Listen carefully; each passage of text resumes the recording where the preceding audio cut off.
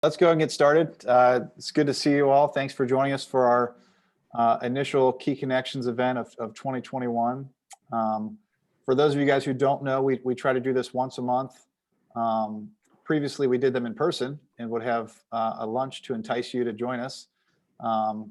We've pivoted to Zoom last year, and it's something we're still figuring out and still adjusting and changing things as we go, but we appreciate you guys coming, and we're certainly open to any feedback that you can help us make these things better, because we really like the opportunity, providing the opportunity for you guys to connect with other people that are in our office, that especially nowadays, as we aren't able to meet in person, there's limited ability to interact. So thanks for joining us. And like I said, if there's any feedback or anything, we'd love to hear it. And so each month we have we meet the first Wednesday of each month at noon. Typically we have a speaker, oftentimes a client, like today is John is a client of ours who's going to speak, talk about a general interest topic that hopefully is of interest to everybody. But last November we did one where we really focused on networking and just kind of connecting.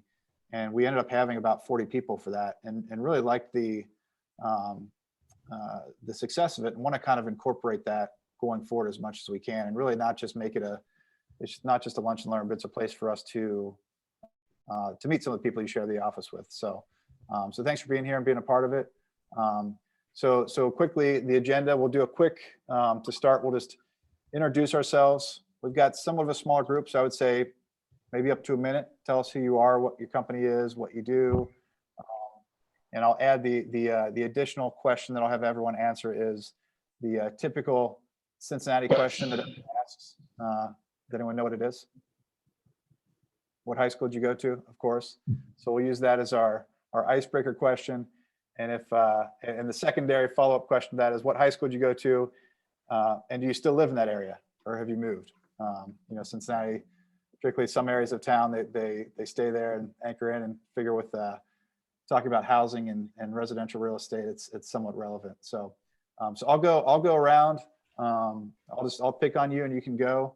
And then obviously we have some Office Key people on here, so we won't burden you with an explanation of Office Key. You guys know who we are, but we'll at least introduce ourselves and go from there. So let's, John, you're our speaker today. Why don't you go first and give it just a quick preview? I'll take a pass. I'm a good speaker. I'll cover who I am later. All right. I'll pass to my guy here. So Okay, this is Mitch Raffenberg. So I'm sorry, I'm on the other one, but I didn't want to use mine because it'll echo. So I'm Mitch Raffenberg. I'm John's intern. I believe the question was where I went to school in Cincinnati. I went to LaSalle High School, and I've not moved from there. I'm currently at the University of Cincinnati, but once a West Sider, I guess really always a West Sider. So yeah. Cool. Hey, Justin, for this part, it'd be nice if we could see each other and not share the screen. If you just swipe the shared part to the side, you can get there. There we go. Okay, John's got it. Okay, good. All right. Thanks. Sorry, Mitch. guys. Good to meet you. No, you're good. Yep. Mitch, good to meet you. I was a West Sider, and I moved, so I'm the guy that got out. But you can blame my wife for that. Lacey, go ahead. You're up next. Hi, everybody. I'm Lacey Starling, and I own Starling Consulting, which is a sales and strategy consulting firm. We help businesses of all sizes succeed on purpose by helping them create effective strategy and maximize their sales function. I went to high school in Carrollton, Ohio, which is Northeast Ohio, about an hour and a half south of Cleveland. So you've never heard of the high school that I went to, and yes, I moved away. So now I'm here. I think I know someone who went to Carrollton. Really? I think Tim Thornton. Does that ring a bell? Okay. It's possible. There's a West Carrollton in Ohio too. So there's more than one Carrollton. Good deal. All right. Thanks, Lacey. Dad, why don't you go ahead? You're next to my screen. I'm Dave Myers. I'm the founder of Office Key. I went to high school at Oak Hills High School on the west side of Cincinnati. Graduated in 1972, many years ago. And I live downtown Cincinnati now, so I didn't move too far. I'm calling from Florida. We're spending some time in Florida this winter. Thanks. All right, Terry, you're up next. Okay, thanks for being here, Dave. taking some time from that warm weather. Thank you for that. My pleasure. My name is Terry. My company is called Reveal Marketing. I help my clients with their online marketing, social media strategy. And I lately have been working with a couple of startups, which is really fun to help with that. So I went to Baden High School, and I just barely am not in Hamilton anymore. I'm like 20 minutes down the road. So I was not gonna too ask, far. I don't even know where Baden is, I guess. Went I to know of it, Baden. but yeah. It's in Butler County, Okay. just outside Hamilton County, but yeah, but suburb Cincinnati. Great, thanks, Terry. All right, Evan, you're up next in my tile order. Sure. Hey, I'm Evan. I'm with Red One Realty, and while I am an agent, I am licensed. I generally don't do a whole bunch of real estate anymore. My primary focus is actually recruiting and developing out the Red One office for Cincinnati.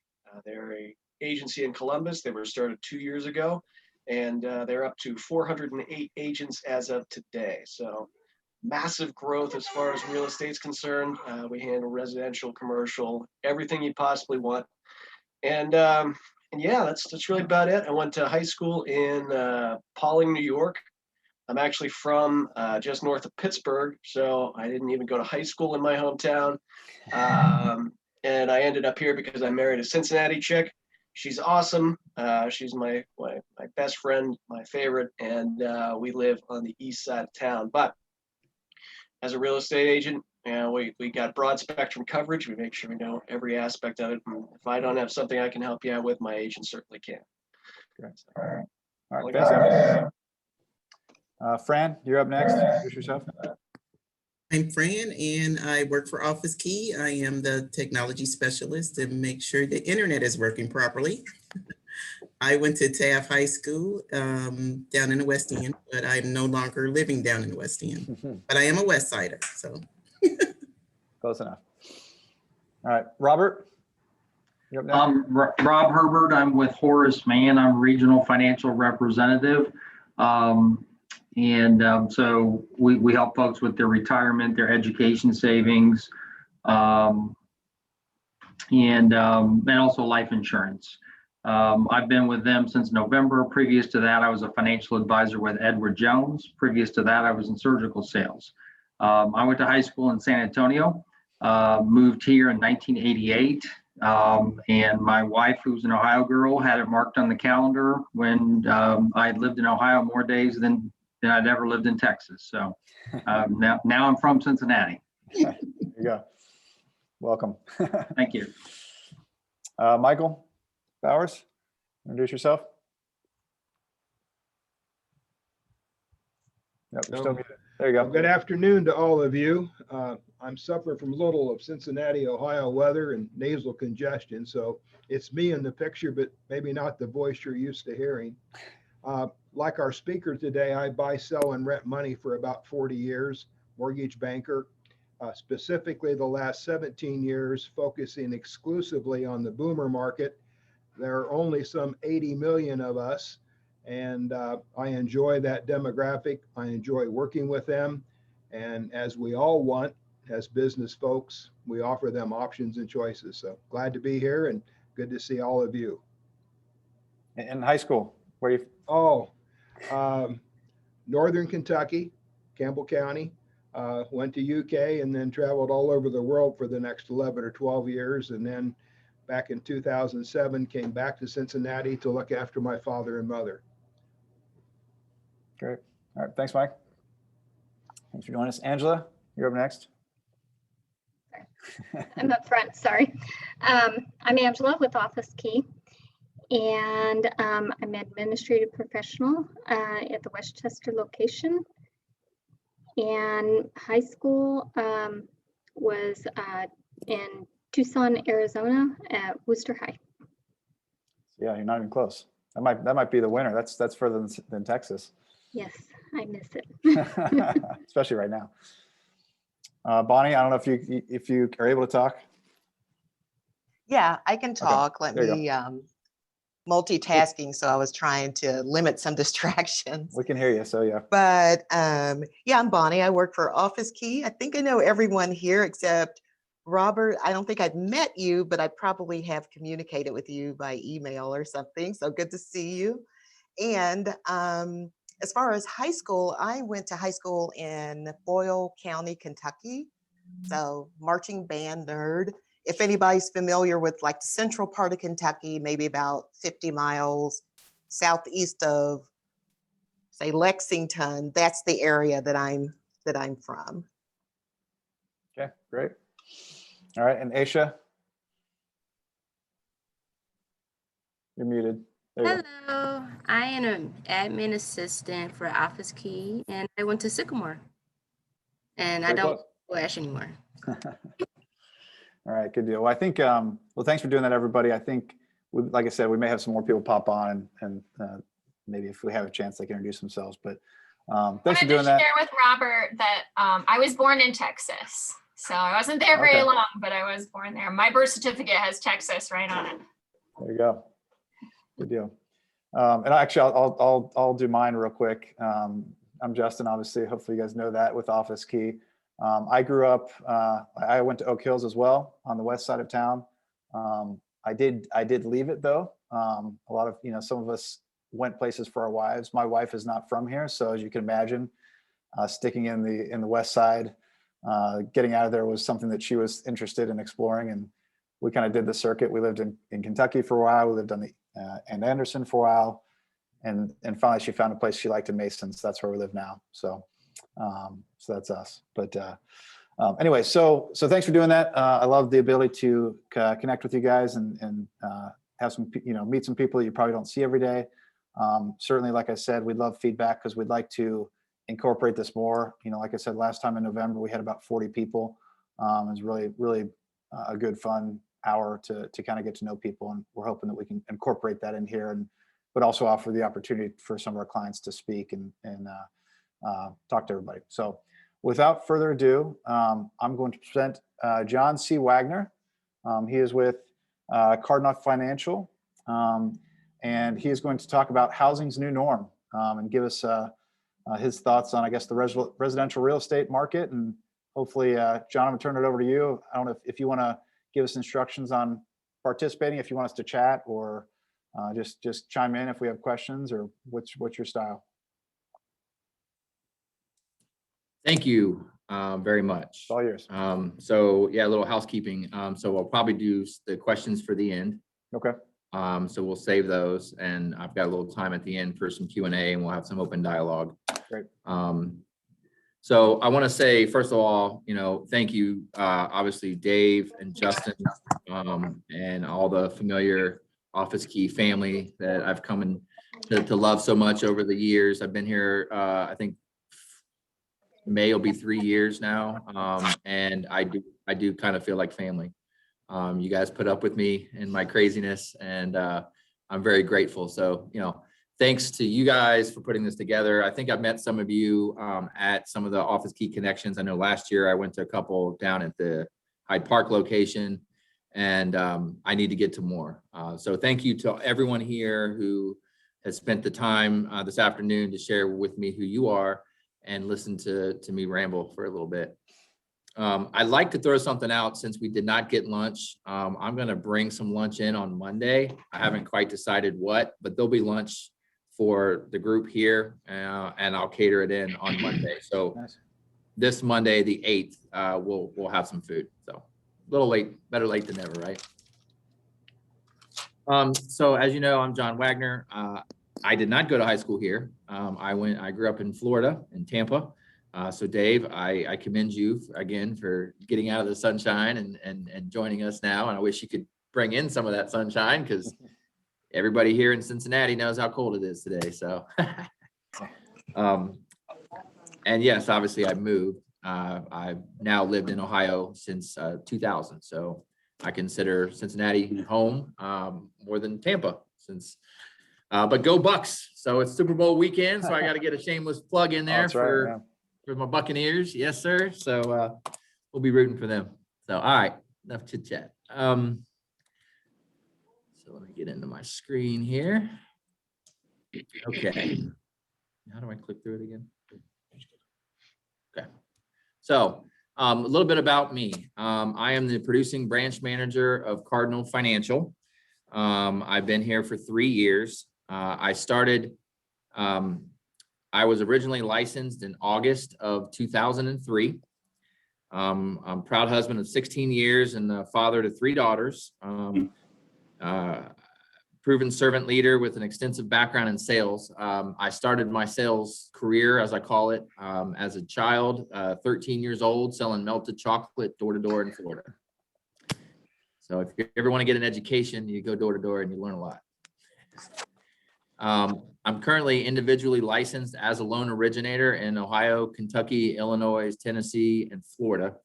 I do work for a national company that is licensed in all 50 states. So I do have the ability, if somebody came to me and wanted to buy a home in Texas, we could facilitate that. Just individually myself as being licensed in only those 6 states. I did a lot of loans with Alliance Mortgage in the beginning of my career. About the middle of the career was with US Bank. I handled a lot of branches, all the branches that were in stores.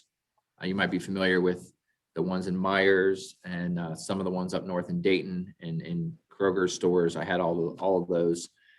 And then moved on most recently to Movement Mortgage, which was a faith-based company here in Cincinnati, and opened up 3 offices, did a lot of hiring, but that was a non-producing role. So I learned a little bit about leadership and about learning or leading with the pack from the front and not on the horse in the back. And so here I am at Cardinal Financial. So I thought I'd take some time and get into a little bit of the home buying hurdles, as I call them, the steps, and we'll incorporate a little bit of some of how it's different today, because let's face it, 10 years ago, 20 years ago, you'd call your mortgage loan officer or go to your local bank, maybe set an appointment, bring in a big old stack of papers and sit down for an hour and have questions and consultations and lots of copying and all of that stuff. Now it's a completely different process. It is very digital. So we'll kind of break that down step by step. So step 1 is to get approved. Pre-approved or pre-qualified. There is a difference. I don't want to spend a lot of time on that, but it's important. Nowadays, realtors will not put you in the car or take you to go see a home unless you have that magic piece of paper, which is your approval letter. And that comes from your loan officer. It is important to note that, again, not all loan officers are licensed. So if you go to a local bank, let's say a Fifth Third, and you have an appointment with the loan officer, chances are they got the plaque there at the corner of the bank and they're the loan officer, but they didn't take a test and they didn't get licensed. They're under the FDIC insured of the bank, so they don't have to. So 6 months ago, they could have been at Walmart for all intents and purposes. So it's important to ask the questions and get the right professional on your side. Nowadays, to be pre-approved, instead of sitting down face-to-face, there's a digital link that I have. Cardinal Financial was made for a time like now, where everything can be done remotely. Our platform is something, and we'll talk a little bit later on about that, but that enables the borrower to access the loan application at all times. It puts them in direct contact with the underwriter, and it helps the entire process flow. So the approval process, instead of sitting down face-to-face with me, I do offer consultations, phone, face-to-face if necessary, but the most efficient way typically is through a link, which is my website, Winning with Wagner. So it's www.winningwithwagner.com, and they can apply there. So they would start there and apply, click the button, fill out their information, and then a typical 20-minute conversation becomes a 5-minute, 10-minute conversation. So it's a lot more efficient. After that, you're approved. So you got your piece of paper and you're able to go out and shop. So the next step would be to get an accepted purchase contract. And I can tell you that, yes, COVID and has affected the market tremendously. If you think about it, if you're the seller of a home, do you really nowadays want to open up your home to 100 randoms to just come in and touch everything and look everywhere and whatever? So it was already a very hot market in the sense of supply and demand, right? So the demand is very high, lots of millennials, lots of people looking for homes, and the supply is very low. And then Corona came along and kind of made it more hypersensitive to that. So a lot of times, you know, and I don't want to speak for the realtors, but they'll do virtual home buying or virtual home tours. Thank you. And so so you don't miss the home, you've got somebody who can walk through the home with a phone and show you the ins and outs. And if you like it, you need to move quickly because chances are there's another family coming in behind you and it's off the market. So that brings us to step 3. And even to back up a little bit to step 2, I mean, the old way would have been to bring in the purchase contract or, you know, and nowadays we've got, you know, everything scan and email. I mean, we've got the beautiful smartphone. You can take a picture and send it as a PDF document to anywhere in the world. So it's definitely made things a lot more efficient. We can lock our interest rates at that point for our clients, depending on their needs. For 30, 45, 60, 120, we actually have 180 and longer rate locks. So that varies upon, you know, if someone's buying a new home, if they're having a new home built and they need more time, let's say they're not closing for 2-3 months. I've got one now who's under contract to close in June because the seller doesn't have a house yet to move. So literally they're under contract, they've done inspections, the loan's been to underwriting, but they don't know when they're going to close, if it's going to be February, March, April, May, or what, because the seller hasn't found a place to go yet. So it's a very real problem. Collecting the documents, that's, you know, going to be pretty standard. Your W-2s, your pay stubs and everything, your may need to be updated from when you were initially approved. So if you're approved in step 1 and it's taken you 4 months to find a home, now you're going to need to supply updated documents again because pay stubs expire, meaning they have to be within 30 days of the closing. So now all that's collected, you're going to have the home inspected by a home inspector. Typically, most programs generally do not require inspections. That's an optional thing that you can choose as the home buyer. Before you buy the home, you want to make sure that the home is free of, you know, termites or mold or whatever it may be. And then after the home has been inspected and you get the green light that you're going to buy it, you're not walking away, you're going to pay for the home appraisal. The appraisal and the inspections are typically about $500 each. They do vary, but that's a good roundabout number. And those are typically the only things that you would pay for out of pocket. Now, some lenders, I'm not going to speak for any other lender, but from experience, I will tell you that they do have application fees. They have a lot of other fees. We at Cardinal Financial have none of that. So, step 6 would be to order your title.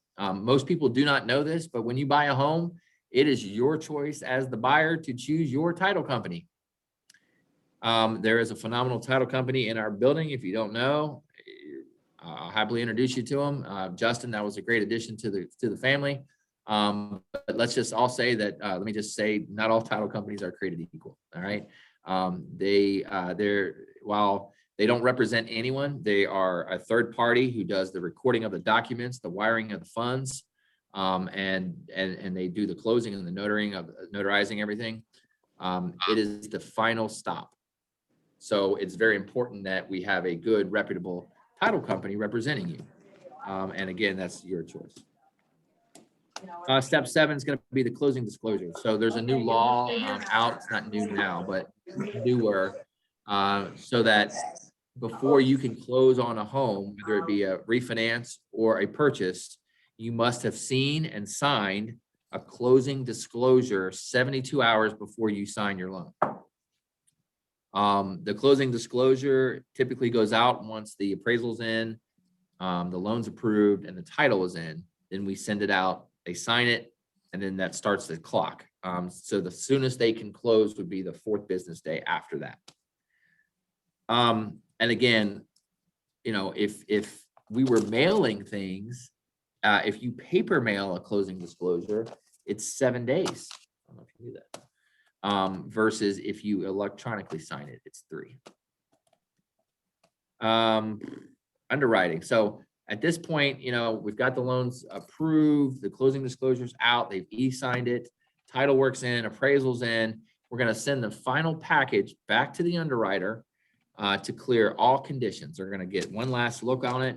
They're going to run a fraud report, maybe make sure that the, you know, what we call also a soft credit pull. It's not a hard pull, so the client will never see it, but it's a soft pull so that the lender can verify, you know, Johnny homeowner didn't go out and buy a car and furniture and, you know, rack up his credit cards before he bought the home. And now he has this much debt, and now that's going to affect his ability to repay the loan.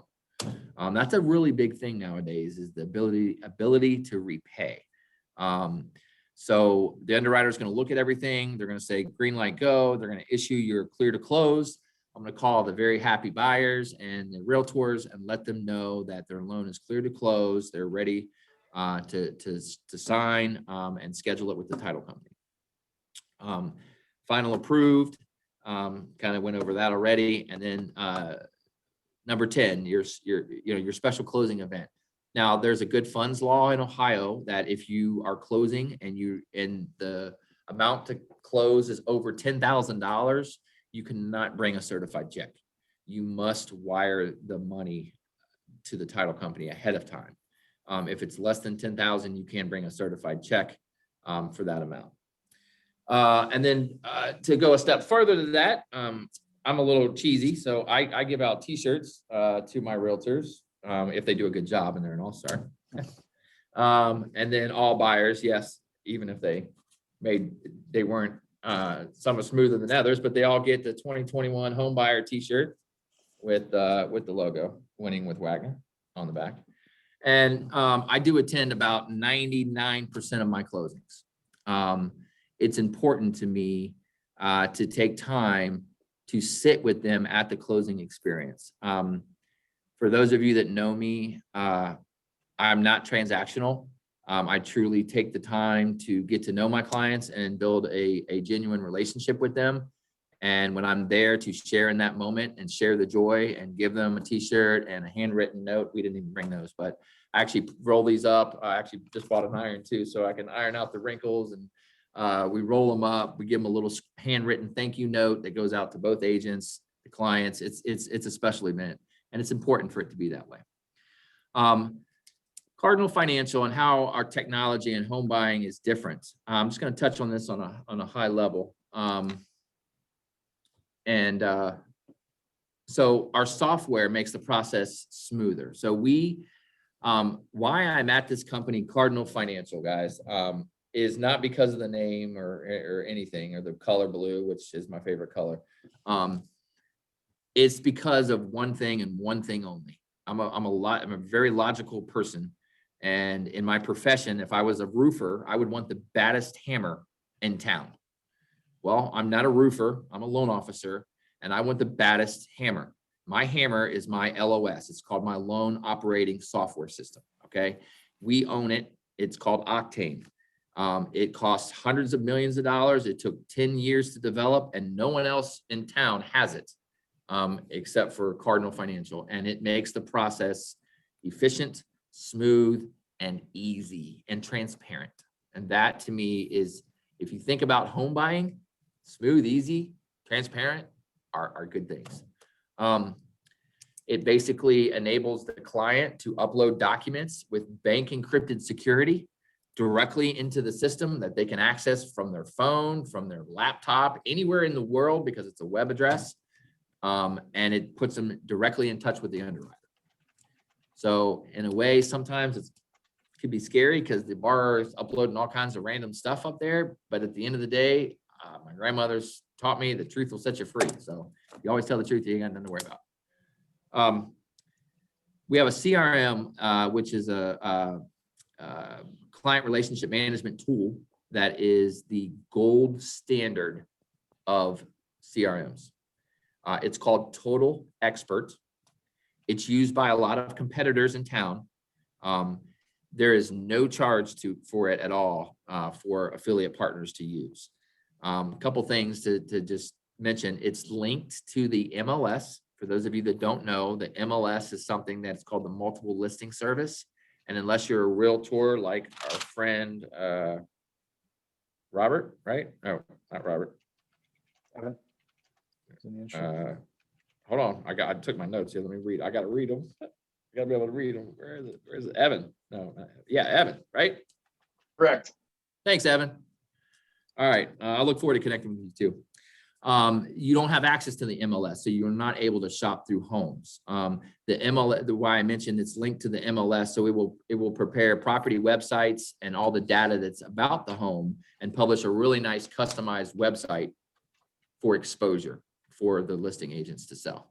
It's also linked to the USPS. So if a partner wanted to do it, hey, I just sold a listing, just open house listing, we can hit a couple buttons, print a postcard, and have it mailed in seconds. So that's pretty impressive.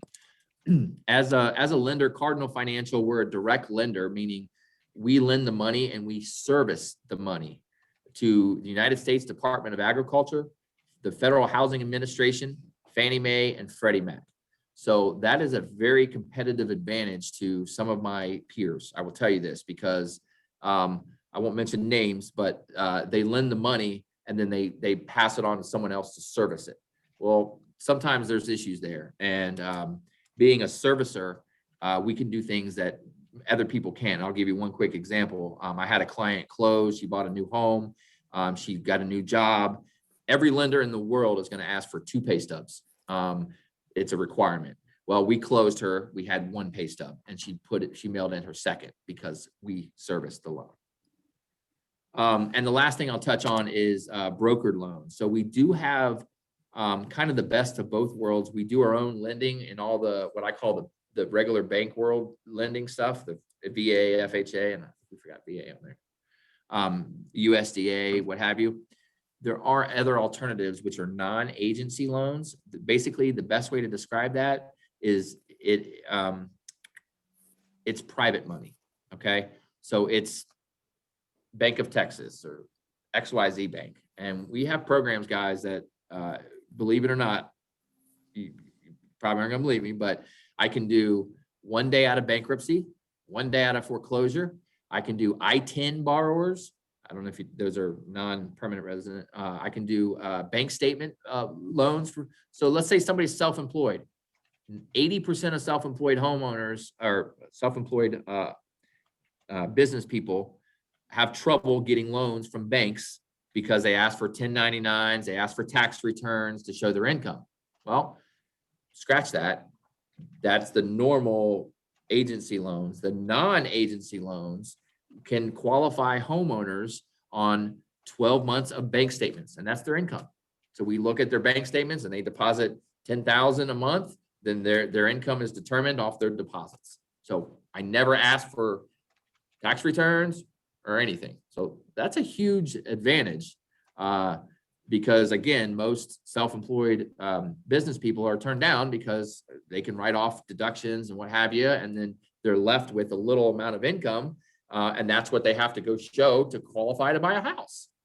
So we have foreign investor programs. So people that are literally not even citizens and don't even care about citizenship here and are living in a completely another country that want to buy a home here, we can do it.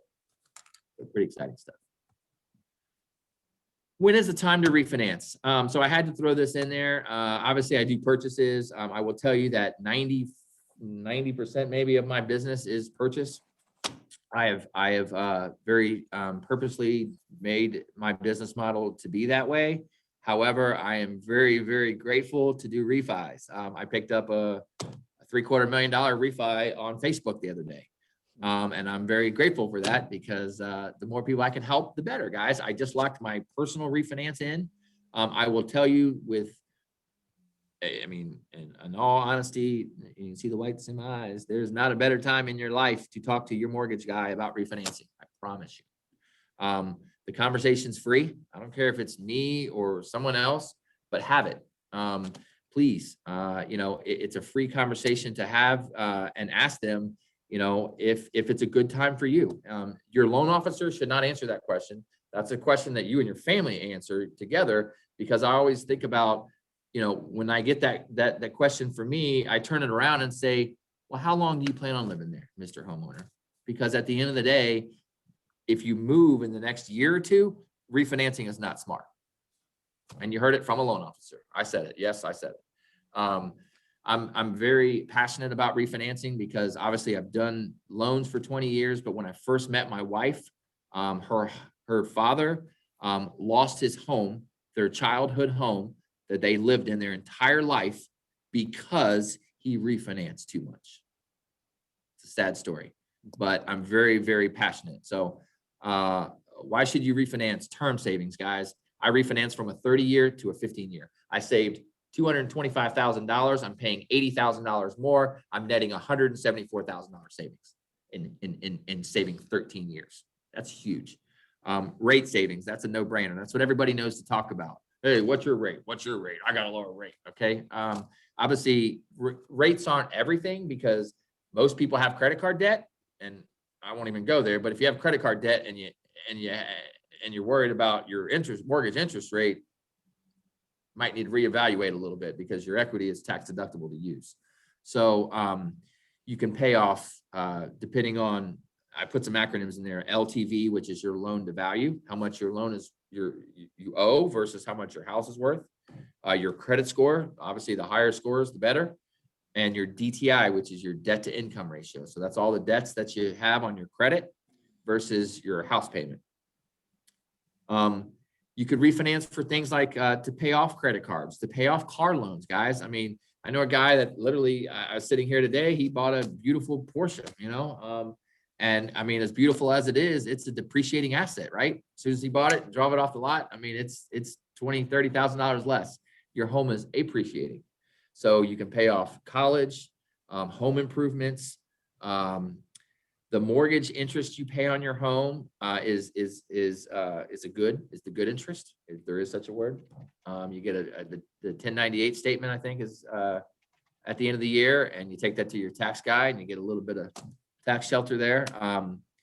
I think Mr. Bowers can speak to this on another day, but it can become a retirement vehicle.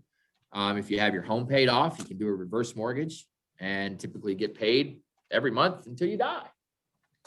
And then another thing is your escrow money. So I don't know who here has had a loan, and once you've got the loan, a year or 2 or 3 years later, have you ever called your insurance agent and said, hey, Bob, can you reevaluate my insurance? Can you see if maybe my rate could be less now that I'm a homeowner of 3 years instead of a renter? And that's all consumed in your escrow account. Your escrow account is your property taxes and your hazard insurance. So as you know, property taxes increase every year. So some of us who own homes may have gotten a letter from our lender that says, hey guy, your school levy passed and now you owe us $1,000 more. Do you want to pay $25, $100 a month, or do you want to pay $500 twice or $1,000 once? So the cool thing about refinancing is it sets the reset button on that. So you start fresh and clean. You close out your old escrow account. You get a check in the mail. You get 1 or 2 months off with no payments, and then a new escrow account with the current property taxes and of course current hazard insurance rates is now set up for you in your new loan. So, all right, I tried to move quickly and tried not to be too boring. This is one of my sayings, and I want to expand on it and just get some feedback. So I created this. I'm hungry like a rookie, yet savvy as a veteran, where calls are always taken because I know it's life dreams that I'm making.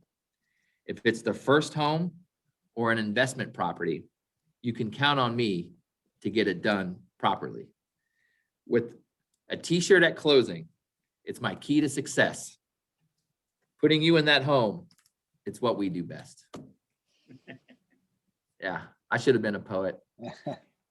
So before I jump to questions real quick, I do want to make a shameless plug. So my brother, my blood brother has diagnosed with kidney failure. He's got 8% functionality. He goes to dialysis 3 days a week for 4 hours. I created this website for him, Kidney for Heart. Heart is his last name. Please, if you can, write it down, www.kidneyforheart.com, and share it. Just share it everywhere, anywhere you can. You never, ever know who it may reach, who it may touch. It's obviously, you know, it could save his life. So just put that in the chat too, if anyone wants to link to it. yeah, that'd be great. So we'll put that in the chat, Kidney for Heart. So I want to open it up. You know, obviously this is my contact information. This is my office, my website here, winningwithwagner.com. I'd love to get a question or two from somebody out there. But you got anything? I'll jump in, John. What you know, you mentioned, and I think we all know this, that the rates are crazy good, right? All right. Yeah, I like my personal at 2. Where do you see that going the next, you know, even you talked about rate lock. I mean, at what point do you say they might go down further, or when are they going to go the other way? I mean, you never know, I guess, but as a industry insider, where do you see that going? Man, I've been saying for years, you know, it's not going to go down. It's not going to go down, right? I mean, you know, and obviously, what do I know, right? I will say that I mean, the federal chairman came out was it last week or so and said that, you know, for a time that we're going to keep the economy where it is and the rates where they're at. But, you know, I mean, at 2%, what am I waiting for? When I saw that, I didn't wait anymore. And I'll tell you, I've been waiting for about 2 or 3 months, and I actually pinged one of the 3 EVPs in our company. And I said, Jack, what would you do? I'm waiting to pull the trigger. And he said, dude, if you can get a 2 now, jump on it. I wouldn't wait. So I did. I think for the next year or so, I see him staying low. I think after probably this year, I can see that, you know, starting to maybe tickle up a hair. I mean, you know, at the end of the day, the housing market's such a cornerstone of the economy as a whole. So it definitely helps to keep the dollars flowing, you know, and to keep the rates low. So good question. Thanks. Anybody else? Hey, John, it's Evan. Hey, Evan. I had a quick question on, I'm not sure if you covered it or not. I don't recall that you mentioned it, but loan types that you cover. So I'm sorry, property types that you cover. Do you guys delve into commercial? Do you do multifam? Do you do, you know, what's the spectrum? What do you guys have? Yeah, great question. Yes, sir. So, unfortunately or fortunately, I guess, we are strictly a residential lender only. So we can do 4 units and under. Anything above 4, obviously 5 and more becomes commercial. We do not do HELOCs or second mortgages, although we did just come out with a program with TCF Bank where we're allowing a SIMO in case somebody wants to like beat PMI or something and do an 80-10. But yeah, we're a direct lender and servicer to FHA, Fannie Mae, Ginnie Mae, VA, and USDA. So I do have an outlet though for someone that can do commercial, just not at Cardinal. That's great. Thank you. Yes, sir. Thanks for asking. Anybody else got a question about the home buying process? And Looks like Bonnie submitted one via chat. Oh. Says, when will buildings start again? There's a shortage of available properties right now.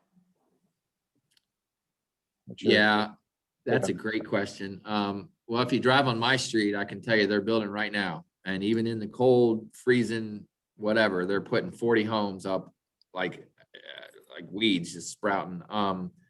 Is that because rates are so attractive? Because I mean, I live in Mason, and you know, obviously they've built out over the past 20 years like crazy, but there's still ones that sprout up, and you're like, where's the it seems like the capacity is so great, but the demand, I guess, continues to be there. So it's well, you got to think too, the contractors, and unfortunately it's kind of weird to say this, but you know, kids nowadays aren't growing up and being taught and educate. I mean, to be a tradesman, like it's for whatever reason, the message isn't going out that it's okay to grow up and be an electrician or a roofer, or, you know, and we need more of those people in this world, you know. There is absolutely a shortage of good contractors. I will tell you that for a fact. So the builders probably have that challenge as well, you know, having good people they can pay and count on and rely on to, you know, to build the homes. But there's absolutely a shortage of homes everywhere. I guess the low rates go hand in hand with that, right?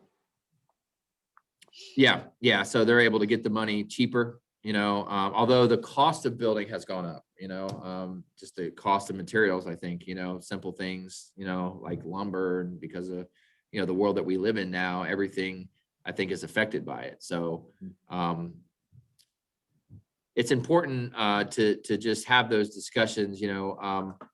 I'll leave you with this thought, and it's an interesting one, but, you know, everyone on this call, whether you own a home or not, is paying someone's mortgage. So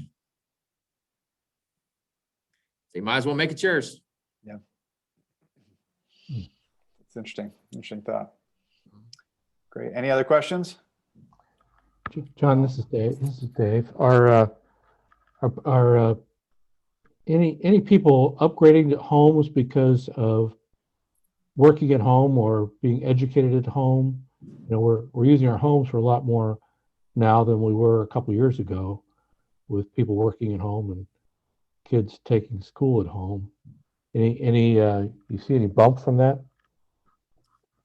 Yeah, that's definitely presented a lot of new challenges, I think. I know I had just upgraded my Wi-Fi at home because, you know, the kids are like, we got to do Zooms every day and it sucks, Dad. And, you know, you're right. I think, you know, the real need for home office space and, you know, distance from the kids screaming and everything else is, I mean, let's face it, it's a necessity nowadays, because, you know, as I come here every single day, I still walk the same path I do, and the same offices that were hustling busy are now dead and empty. So they're still open and doing business. It's just not in here. They're doing it from home. So I think home additions, you know, I'm seeing, you know, second mortgages for home additions and whatever. But, you know, at the end of the day, upgrading, you know, there's many reasons, Dave, right? You know, for the space. I mean, just the equity that you acquire. You know, I was amazed when I looked into the refinance of my home, and I didn't even mention this, and I hate to do another plug, but when I did my refi, I got an appraisal waiver. So because of our technology, Octane, we're linked in with all the public data, county information. We get appraisal waivers more than any other lender in town. So I'm doing, and it happens a lot. And so our home appreciated in value. And it's so much so that I don't even need to have the house appraised. They're just going to say, yeah, we agree. Your house is worth X amount of dollars. Good luck. So yeah, there's a lot of reasons, and people are moving and upgrading to the next house. Good question. Anybody got any suggestions for lunch Monday? Why don't we do that in the chat? You guys like pizza? Do you like wings? Do you like subs? Wait, did you get Mark Basil's comment? No, where's that at? Did you get? He accidentally chatted it privately, but he said, what precautions are in place due to COVID? Yeah, good questions. So there's a lot of precautions. Obviously myself, you know, being here in the office, you know, I don't have a lot of contact at all with clients. You know, very rarely do I actually even see them until the day of closing.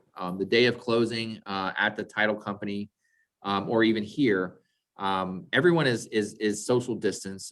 We have our masks on. There are title companies that are, let's take that down. Title companies that are only doing, some of them are doing drive-up closings, guys. I mean, how weird is that? They don't even let you come in. They'll make you sit in your car and they shuffle the paper through the cracked window and you sign it and hand it back. Most of the time though, is we are in a room similar to the Watson room here, or the Star Trek room as I call it. And we're distanced out so that, you know, everyone has space for their, you know, their concerns. So good You question. said you're doing the virtual tours with the phones and yeah. Yeah, and for us, like I said, everything is electronic, you know. I mean, I can't tell you the last time I sat down with a client who applied face to face. Yeah. Well, it's interesting too to hear that they're moving. You know, a lot of us who have bought a home have experienced that big stack and all the stuff you have to sign, and making that process easier is pretty valuable. And I commend that industry for doing it, because like it's maybe like Mark or other people in other industries, finance and legal, they're much slower to adopt the technology that makes those processes simpler. You know, I think, I don't know, maybe Mark, you can speak to that. Do you still see a lot of archaic things, or is the legal industry starting to make some of those things more, you know, accessible from a digital standpoint, or you know, using the technology that clearly we have and works in a lot of cases? I think a lot of it depends on the circumstances. I was talking Yeah. to a friend of mine who does a lot of elder law work as well as I, and I was asking him whether he's taken advantage of the internet notary, because the Ohio law was recently passed to allow notaries to be done virtually. And I had some hesitancy about it, because you don't control the environment of whoever's signing. When I'm doing a will closing, for example, it's socially distanced, but I make sure that the testator, the person signing the will, you know, doesn't have his son at his elbow saying, "Here, Dad, sign here. Make sure I get all the property in the estate." So when it's personal with social distancing, you have a lot more control over the environment. And the attorney friend of mine kind of agreed. He said, "Yeah, I would do a virtual notary if I had to." He said, "But if it's at all questionable in terms of undue influence, or the mental capacity of the person signing, or anything that makes it a suspect situation, he'll still do an in-person notary with social distancing, et cetera." So, Yeah. you know, I'm not sure if the real estate market is going to do a virtual closing, but there are advantages, I think, to having social distance, maintaining masks, because you have a lot more control over the environment. Yeah, well, it's definitely got its spots. I mean, like it's everything has been forced to pivot and adjust with the, you know, I hate to say the new normal, but it is what it is with COVID and the impact it's had on all of our industries.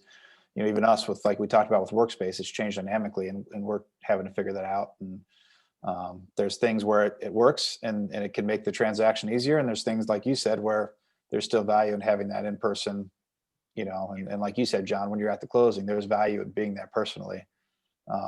You know, have that personal connection that no Zoom meeting is ever going to, you know, until we're holographic and we can literally, you know, virtual reality shake hands or something crazy. It's never going to replace it. Even then, it won't replace it in the real, you know, the value it gets. So cool. Any other questions? Or I would say, John, let us help you coordinate lunch. Get with Aisha or one of us, and we can see who, because not everyone's here in Blue Ash. A lot of you guys are, but we can send it out to the group maybe and see who else in before we get food for people that won't be around. But we'd love to help you with that, and we can work through that with you. So thank you for that offer. Yeah, absolutely. I appreciate everybody's time and feedback. And, you know, once again, I see most of these people here more than I see my own family. So it's cool to be part of such a big family. Well, thank you for speaking today, John. We really appreciate it. Thanks for having me. For everybody else, you too, John. Next month, our speaker is Drew Dinkenlacker, who is he's with Marketing Accelerator. He's one of the he's on the Super Bowl ad rater list. So each year he rates the Super Bowls for USA Today, or as part of the group of people that do that. So he's going to give us his take on the commercials that we see on the Super Bowl this Sunday. So should be a fun thing. And I think his philosophy with that is take ideas from the people who spend literally millions and millions of dollars on a 30-second ad and apply that to your business here, and take that and run with it. So use their minds and their money and use it for our businesses here. So hope to see you then. Until then, hopefully I'll see you guys around, and thanks for coming, and it's good to see you guys. Thanks, Justin. Thanks, again, guys. John. Yep. We'll see you later. Bye.